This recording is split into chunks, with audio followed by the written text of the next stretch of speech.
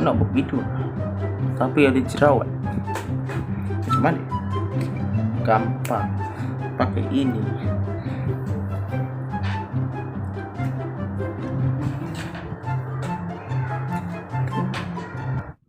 Geng, tekan tombol subscribe dulu, geng. Hey yo, what's up? Welcome to Paul Andre X.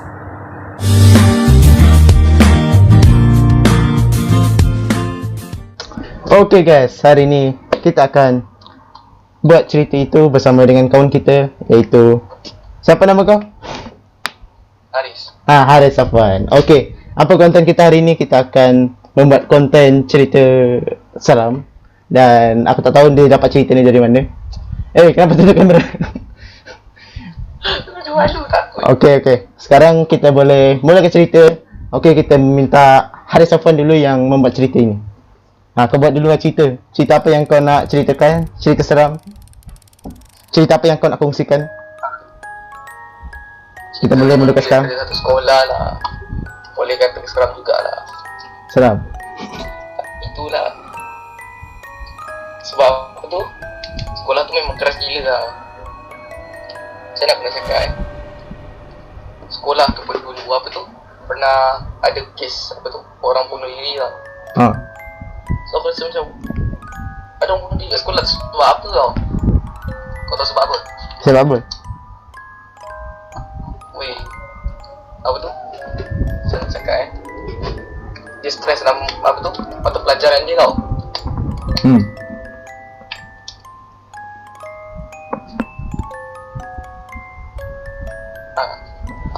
Lepas tu? Lepas tu Hai ya. Adalah apa orang budak ni cakap tu ni.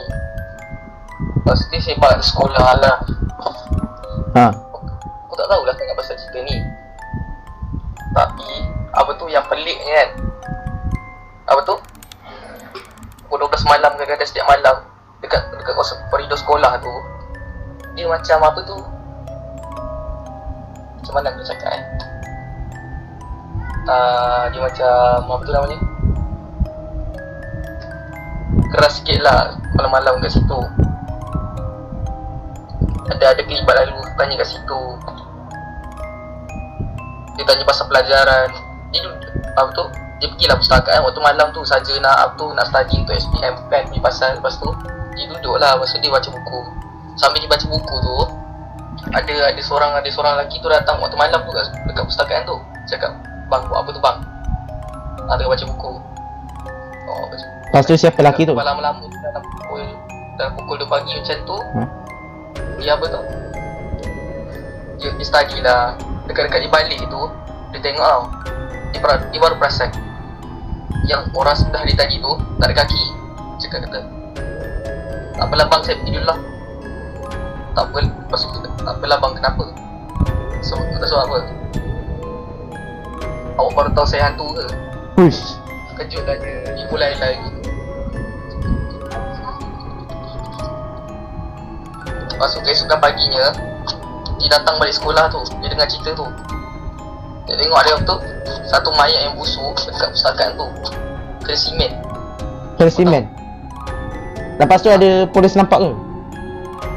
Polis tak nampak sebab dia simen dah. Habis semua tu.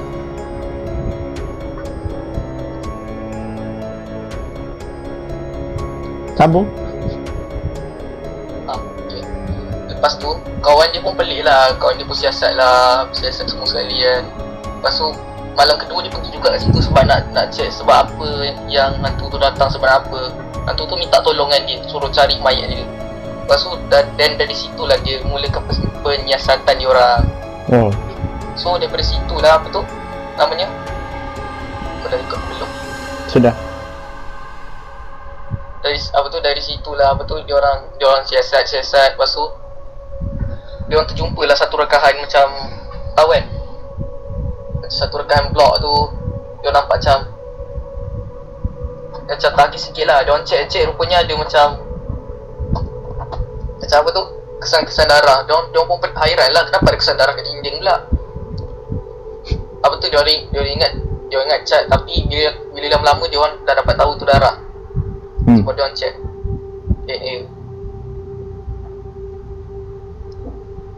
So dari situ je lah pernah cakap. Pendek sangat cerita kau. Tak adalah. Okey. Boleh tahan cerita dia. Okey, sekarang giliran aku pula yang cerita. Okay, mungkin. Aku tak Okey. Aku dah lupa cerita sebab takut. Topik kita ni sebenarnya sama je. Aku pun cerita tentang topik tentang asrama juga. Okey. Tapi aku rasa macam aku ada satu lagi. Ada satu lagi? Okey, sila. Boleh supaya panjang sikit. Okey. Dia satu start daripada asrama ni. Satu asrama ni dia budak form 1 tau. Dia duduk asrama, ada dorm, ada locker semua tu kan. Dia nakal sikit lah, nak sebab apa? Apa tu, sebab mak ayah dia macam tak hiraukan dia sangat. Lepas tu, apa tu, dengan keadaan dia tak berapa nak stabil. Lepas tu, ada satu hari tu, dia pergi, apa tu, semua orang nak solat Jumaat. Dia je yang tak nak solat Jumaat. Lepas tu dia pergi kat locker, dia sorok supaya warden tak check dia dalam almari tu. So macam kau tahulah kan, nak elak solat Jumaat kan. Tu lah. Dia macam nakal-nakal sikit lah. Lepas tu dia tertidur sekejap dalam almari tu. Sekali dia baru sedar dah pukul 5 petang tau. Kau bayangkan daripada pukul 1 sampai pukul 5 petang dia tidur dalam tu. Dia sesak nafas lah kan. Lepas tu dia terkunci lah dalam almari tu tau. Dia minta tolong, tak ada siapa nak suruh apa. Sebab hari tu apa tu, second last day waktu tu kat sekolah. Waktu second last day kat sekolah tu tak ada siapa ada kat dalam tu tau, kecuali warden sekali tak ada kat dalam tu. So dia minta meronta, dia minta tolong tapi tak ada siapa dengar. Then last sekali dia meninggal dalam almari tu sebab mati lemas. Aduh. Lepas tu oh shit. Yang paling menakutkan sekali, apa tu, siapa yang tidur dekat asrama bahagian katil tu, waktu malam Jumaat dia akan nampak arwah apa tu, arwah murid yang sorok dalam locker tu. Setiap malam. Kau bayangkan. Seram tu kalau macam tu. Itulah. Lagi satu dipandang kata, tolong saya, cakap. Waktu malam ah? Waktu malam. Setiap malam dia akan kacau. Siapa yang duduk atas katil dia dan dekat locker dia. Setiap malam dia meronda-ronda kawasan tu. Siapa yang lalu memang kena kacau. Habis.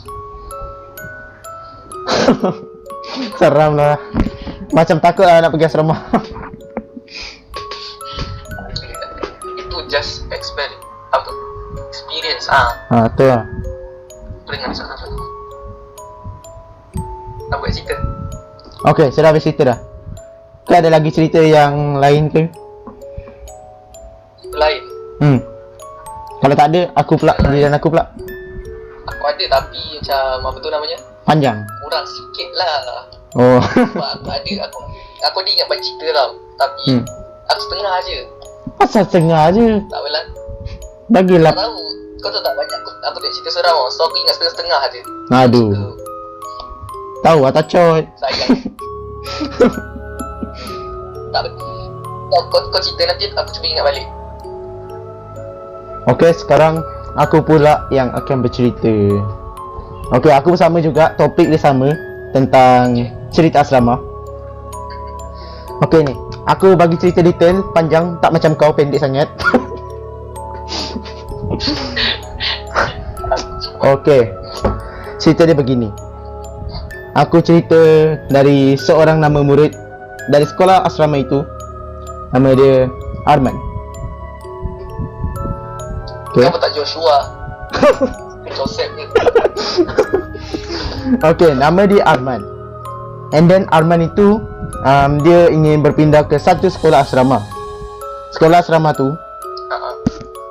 ada orang kata di sana sekolah asrama tu memang ada kes, kena rasuk, and ada penampakan-penampakan yang aneh di situ.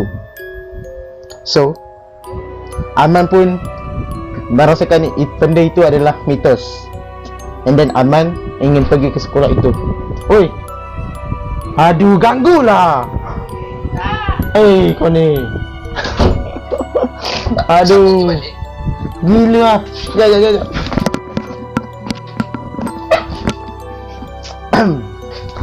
Okey. Kunci pintu agar tidak diganggu. Okey. Part ni aku potong Aku tak dimasukkan. Okey. Sepatutnya Arman dia sepatutnya ada bawa ibu bapa dia sekali, sepatutnya parent dia. Tapi parents dia itu sebenarnya tak boleh nak hantar Arman tu pergi ke sana sebab mak bapak dia sibuk dengan kerja-kerja yang ada di bandar. Dan Arman pun tak ada kawan kat sana disebab dia masih budak baru, and dia bertanya dengan guru-guru kat sana. Asrama tu bilik mana yang dia boleh duduk.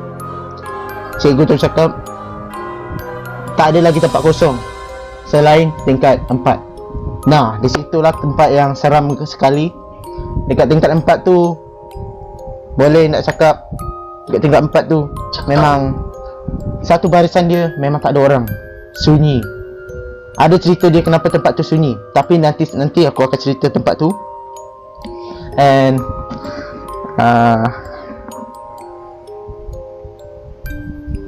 setelah dia masuk ke dalam bilik tingkat 4 tu, mulalah dia bersiap-siap sedia, menukar baju, pakaian untuk pergi ke mandi, ke tandas and mandi.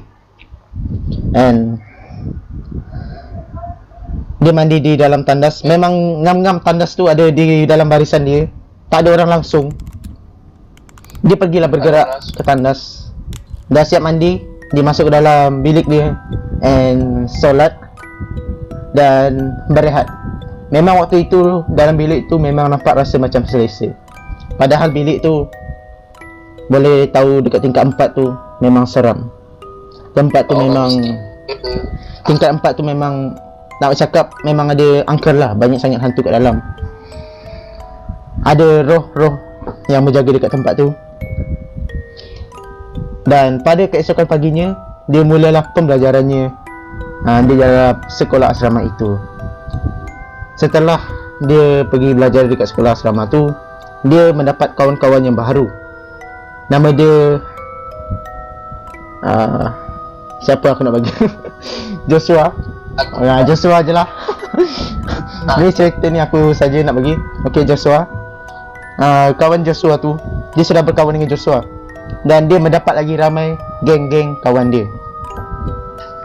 Okey, setelah mendapatkan geng, mereka pun berkawan dan berehat bersama-sama dan belajar bersama-sama. Setelah itu, Arman dan Joshua dan geng dia sekali, dia telah menceritakan tentang Arman telah bagi tahu kepada mereka yang pasal bilik tingkat 4 tu. Dan mereka terus diam. Dan dia kata, kau tak takut ke duduk dekat tingkat 4 tu? Kau tak tahu ke cerita sebenar pasal tentang tingkat 4 tu? Dan Arman kata, aku tak rasa apa-apa pun. Aku okey je dekat dalam bilik tu. Macam tak ada rasa apa-apa, macam biasa-biasa je. Dan kawan-kawan dia pun terdiam. And then pada waktu malam hari, mula dah dia pergi ke tingkat 4 tersebut dan tidur macam biasa. Kau tahu kenapa? Ada lagi cerita dia. Dia cakap tingkat 4 tu, setelah dia tidur dan berbaring, dia tertidur. And then terdengar bunyi ketukan pintu kuat-kuat. Time tu dia memang tak boleh nak bangun. Dia tengah tidur lena. Setelah dia tidur lena, ketuk pintu tu makin kuat. Tok tok tok tok tok macam tu lah. Dia tak boleh tahan. Dia masih tidur lagi. Dia kasih diam, kasih biar. Makin lagi ketuk kuat-kuat pintu tu. And then dia buka pintu. Dia pun terbangun dan buka pintu tersebut. Dia buka. Tak ada siapa. Tak ada siapa-siapa langsung. Seram tu. And then keesokan paginya, dia mula pergi ke tandas and mandi macam biasa. Dia masuk ke dalam tandas dia sedang mandi. Setelah dia mandi, tiba-tiba ada terbuka pipe dekat sebelah tandas dia. Dia ingat adalah orang yang tengah mandi kat situ. Shower pun dia terbuka, macam-macam dia terbuka. Perempuan kot. Tak, tu memang tingkat 4, padahal tak ada orang tau. Dia ingat mungkin ada orang tumpang mandi kat situ. Dia pun mula pergi cek. Setelah dia pergi cek, kat dalam tu tak ada orang sama sekali. Oh my god. Dia tak ada orang tu. Kat dalam tandas tu tak ada orang tau. Aduh. And then dia tu. And then dia mula tutup tu pilih air tu biar air tu tidak membazir lah. Dan bila dia keluar ada lagi satu tandas. Tandas tu jauh lagi daripada tandas yang dia sedang gunakan itu, daripada bilik dia. So dia terdengar lagi bunyi air sedang menitik lagi. Dan Arman pun palau lah, tak mau pergi tempat tu. Dia macam berasa takut and dia rasa macam jauh. So dia tak nak pergi ke sana. Dan mulalah Arman pergi ke sekolah tersebut dan jumpa dengan kawan dia. Nama dia Joshua and the gang. Setelah dia berjumpa dengan Joshua, and the gang, dia nak duduk maju. Okey, setelah dia nak berjumpa, nak duduk dengan kawan-kawan dia, Joshua mula macam tengok, macam muka dia rasa macam takut tau. Macam pelik. Setelah dia rasa macam pelik, Joshua dengan kawan-kawan dia tak nak duduk dekat sama-sama dengan Arman. Kesian tu, sedih aku tengok. Serius aku dah record? Dah record dah. Kat sini kat Umit dah record lah. Tak, aku record sendiri. Macam mana pula? Umit ada record lah. Dan kau tak sisi cakap tadi. Tapi seram juga cerita kau tadi. kawan-kawan dia tu tak layan dia sama sekali. Nak sembang dengan dia pun tak nak. Kenapa? Sebab muka dia memang takut gila tau, merinding tau.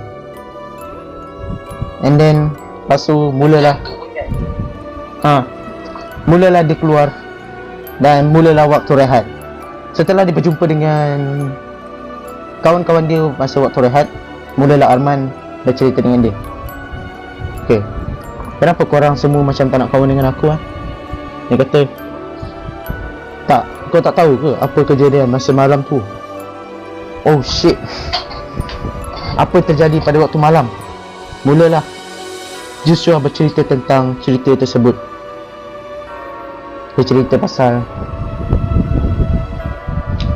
Arman.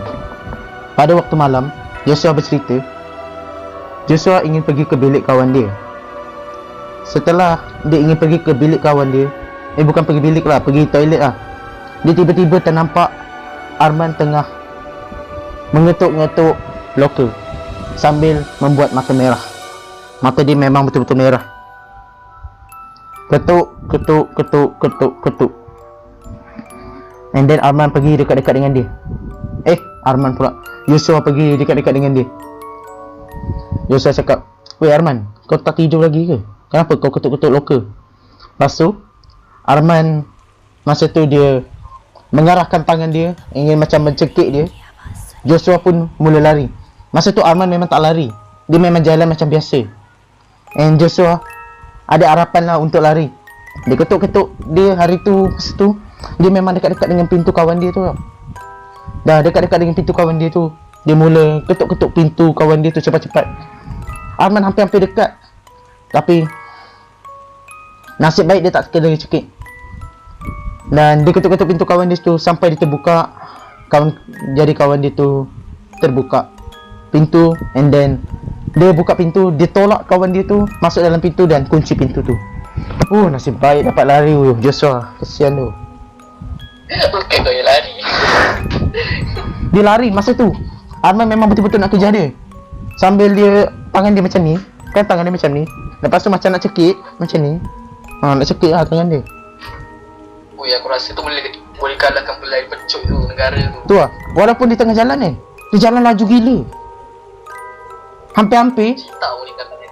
Hampir-hampir Joshua tu nak kena cekik tau. Tapi tak berhasil. Joshua dapat lari. Habis. Oh, nasib baik. Dan Joshua pun berkata minta maaf lah dengan kawan dia. Kawan dia punya tangan tu sudah luka gara-gara apa ni? Dia tolak kawan dia tu sampai tangan dia luka. Itulah. Dan Arman pun kata, bila masa tu ada pada malam tu. Kan malam tu aku masih tidur lagi. Masih bermalam. Dan Arman pun terkejut.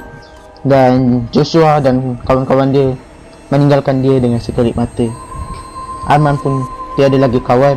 Dia pergi berjumpa dengan budak-budak yang baru. Ada banyak geng. Dia mulalah bersembang dengan kawan-kawan baru dia tu. Dia ceritalah tentang apa yang Joshua ceritakan dengan dia tu. Dan pada mula itu kawan-kawan classmate baru dia tu berkata, sebenarnya kau duduk dekat bilik tingkat berapa? Dia kata, Arman pun berkata, aku tidur dekat tingkat 4. Dan semua pun terkejut melihat dia itu.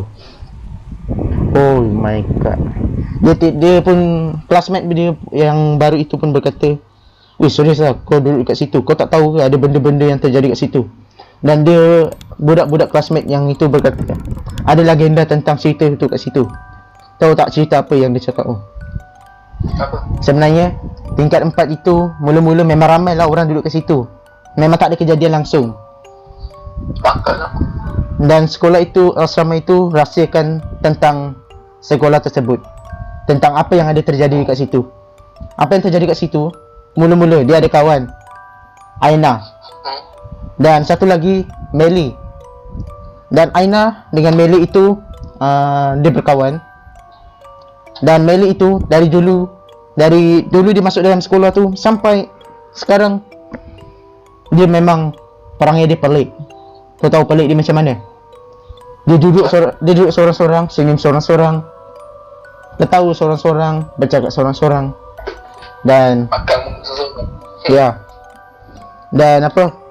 Aina pun kata dia tak nak masuk dengan bilik dengan si Melly tu sebab dia sudah tahu si Melly tu perangnya dia pelik. Macam Kalau waktu malam tu gelak juga ke? okey, tunggu je. Aku cerita sampai bahagian tu. Dia memang pelik-pelik. Tapi memang tempat tu memang tak ada lagi tempat kosong. Terpaksa dia duduk. Kan sana kan ada bilik, 2 katil. Lepas tu ada tingkap. Bolehlah duduk 2 orang. Oh, aku dah mula merindu. Okey, setelah malam-malam hari, mereka memang tak ada bersembang langsung dengan si Melly. Dan Aina pun tak tahu nak buat apa pada malam itu. Aina mulalah tidur. Setelah dia tidur, si Melly itu bercakap seorang-seorang. And then mula lagi dia mencakap-cakap loka-loka tu. Cakap loka, ketawa sendiri, bercakap sendiri. Dan Aina pun mula merasa takut, tapi dia tidak melayan tentang itu. Dan Aina pun mulalah tidur, tidak menghiraukan itu langsung. Setelah itu, dia bertanya dengan cikgu-cikgu yang lain kat sana. Dia kata dia nak pindah bilik. Dia nak pindah bilik sebab dekat sana dia macam tidak berasa selesa lah. Ngam-ngam kat situ ada lagi bilik yang lain yang kosong. Dia nak tidur dengan kawan dia tu. Ngam-ngam satu lagi bilik. Dia pindah. And Melly tu mula duduk seorang-seorang di dalam bilik tu. And kejadian dia masih sama lagi. Dia ketawa seorang-seorang, cakap seorang-seorang, dan berteriak seorang-seorang. Setelah itu, pada keesokan paginya, si Melly itu telah meninggal dunia. Oh shit. Weh, kau bayang kan? Tu lah. Itu. Kau gelak je ke? Dia gelak and cakap seorang-seorang. Dan classmate tu kata memang ini kejadian pelik lah. Memang kejadian pelik benda ni. Kenapa dia ketawa seorang-seorang, cakap seorang-seorang, and then meninggal dunia di dalam situ. Dan classmate itu kata, okey lah, kami mau bergerak ke tempat lain dulu. Kami ingin pergi keluar membeli belah. Macam tu. Okey. Dan Arman pun pergi balik ke dalam bilik itu. Dia mandi ke dekat tandas. Dia mendengar, setelah dia mandi, dia terdengar bunyi shower kat dalam bilik sebelah lagi. Dia pergi buka, tak ada orang lagi. Dan dia pergi mandi, masuk dalam ke dalam tandas dia balik. Dan setelah dia mandi ke dalam tandas tu, kau tahu apa dia nampak? Apa? Dekat bawah pintu tu ada wanita berambut panjang. Ngam-ngam depan pintu dia. Meli. Depan pintu dia. Dia tak boleh nak keluar dari bilik tu. Seram tu. Gila. Depan pintu ada rambut panjang. Depan pintu. Macam langsui. Tu lah. Dia nak keluar. Baik kat dalam bilik kalau Oh. ada langsui jadi hantu langsui lagi. Tu lah. Oh my god. Memang dia tak boleh keluar. Mulalah hantu tersebut dia menunduk ke bawah. Lepas tu Arman duduk diam dan sambil membaca ayat kursi. Tapi benda tu masih lagi dia merangkak. Dia ingin masuk ke dalam tandas Arman gunakan itu. Setelah benda tu masuk, dia jumpa benda tu muka dia depan-depan tau. Oh my. Gila. Dia tak nampak benda tu dekat-dekat tau, depan muka dia tau. Aduh. Lepas itu Arman menampak benda tu, and then Arman pengsan dekat dalam tandas. Dan tiba-tiba Arman itu sedar diri. Dia buka mata, memang depan dia ada surau, and then ada ustaz dan kawan-kawan classmate yang baru dia tu. Ustaz tu kata, kamu tak tahu ke apa yang terjadi? Arman kata, saya tak tahu apa yang terjadi. Apa yang terjadi dengan saya? Ustaz tu kata, kamu terkena rasuk dekat dalam tandas tu. Dan sekarang kamu tidak ada apa-apa dah. Kamu jangan duduk lagi dalam tingkat 4 itu. Kamu duduk saja dengan kawan-kawan kamu yang lain. Dan berakhirlah cerita itu sampai ke sini sahaja.